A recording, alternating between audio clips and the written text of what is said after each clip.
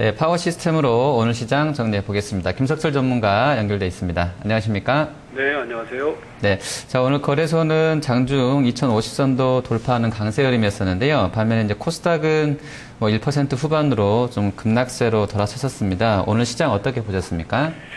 네, 단기 추세는 강화된 모습이고요. 중요한 것은 시장의 중심주가 변화되고 있다는 점, 이렇게 좀 정리를 하시면 될 것 같습니다. 네, 자 시장이 지금 추세 강화 나오고 있는데요. 또 중국 증시도 상당히 가팔르게 좀 올라오고 있는 것 같습니다. 이쪽 영향을 좀 아무래도 우리가 받고 있다고 봐야 되겠죠? 네, 지금 여러분들이 이제 포인트를 정해야 될 부분들이 이제 바로 거기에 있어요. 그러니까 사실 오늘 개인 투자가들 입장에서는 종합주가 지수는 최근에 박스권 돌파를 하면서 상당히 좋은 장세예요. 근데 사실은 우리 개인 투자자 입장에서는 아무래도 코스닥 시장이 급락이 들어오기 때문에 체감하는 수익률 부분 속에서는 안 좋은 분들이 상당히 많으실 거예요. 그게 왜 그러냐?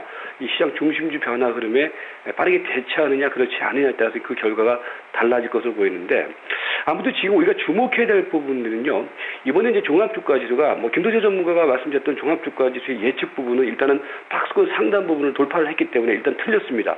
그 부분에 대해서는 제가 잘못 본 게 맞고요. 근데 중요한 것은요, 이 돌파하는 과정 속에서 어떤 부분들이 이 박스권의 흐름을 돌파했느냐는 점, 이게 이제 지금 구간 속에서 우리가 수익률을 챙기는 관점에서 중요한 포인트가 되겠죠. 무슨 얘기냐면은, 지난주부터 제가 이제 주목을 하자라고 말씀드렸던 부분 중에 하나가 중국 증시예요. 그러니까 오늘 물론 이제 종합주가지수 흐름 속에서 삼성전자도 사실 가세를 하고 그런 부분들이 없잖아 있었지만은, 사실은 지난주부터 이제 우리나라 증시의 어떤 그 박스권 흐름을 돌파하는 과정 속에서 새롭게 가세되고 있는 시세가 뭐냐, 이거 여러분들이 정확하게 구분을 하셔야 됩니다. 즉 철강주, 오늘 저 철강주들이 좀 강했죠. 그 다음에 화학주, 조선주 이런 종목들이 강하거든요. 즉 이 부분들은 이전에는 사실 이들 종목군들이 시장의 중심주로 부각이 안 됐었어요. 그렇기 때문에 종합주가지수는 번번이 2020포인트대에서 밀리는 자리였거든요. 그런데 이제 이들 시세들이 같이 가세를 하게 되자 이제 박스권의 그 저항 흐름이 돌파됐다는 거죠. 그래서 제가 이제 지난주에 중국 상위 지수의 경우 그동안에 이제 300일 이동평균선이 강력한 저항 라인이었었는데, 이 라인이 돌파를 하게 되면은 이게 우리 증시에 일단 모멘텀으로 작용을 할 것이다. 사실 최근에 이제 뉴욕 증시라든지 유럽 증시는 우리나라 증시에 별로 큰 영향을 못 주잖아요. 근데 이 중국 증시의 흐름은 다르거든요. 왜냐하면은 이들과 이들 그 중국 증시 흐름과 맞물린 종목군들의 흐름이 워낙 저평가되어 있는 상황이기 때문에, 그래서 여러분들이 지금 국면 속에서는 오늘 예를 들어서 기존에 제가 이제 관심주 쪽에서 변화되는 흐름 중에 하나가 LG그룹 관련주들은 빠졌는데 다른 종목들, 예를 들어서 증권주라든지 건설주, 한화 이런 종목들은 급등이 나왔거든요. 즉 이 얘기는 중심주의 흐름이 변하게 됐기 때문에 빨리 이 흐름에 집중하는 감각이 중요하다, 이렇게 정리를 해드리도록 하겠습니다. 네. 자, 지금 보면 코스닥 같은 경우는 오늘 상당히 좀 이제 기관 외국인 동시 매도 나오면서 급락세를 탔는데요.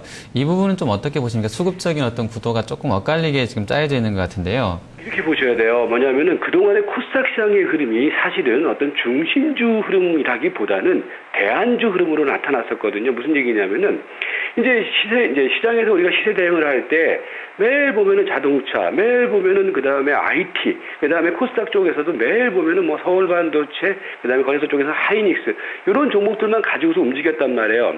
이제 그렇기 때문에 이제 코스닥 같은 경우에도 지수가 2020포인트대에서 갇혀있는 자리에서 대안적인 시세 흐름으로 코스닥 종목들의 흐름이 연출됐단 말이에요. 그런데 지금 방금 말씀드린 것처럼 중심주 변화가 왜 중요하냐면은 최근에 이제 새로운 종목들, 조선이라든지 화학이라든지 철강이라든지 이런 것들이 새롭게 이제 수익률 랠리에 동참을 하게 되니까 기존에 있던 코스닥 시장의 어떤 그런 종목별 랠리가 일정 정도는 막을 구하고 있다라고 보는 게 맞아 보이거든요. 그래서 그 흐름이 어차피 지금 시장의 전체적인 에너지, 예탁금 에너지가 제한되어 있는 상황이기 때문에 빨리 이 변화 흐름에 대응하는 게 맞다. 그래서 코스닥의 흐름은 저는 그래요.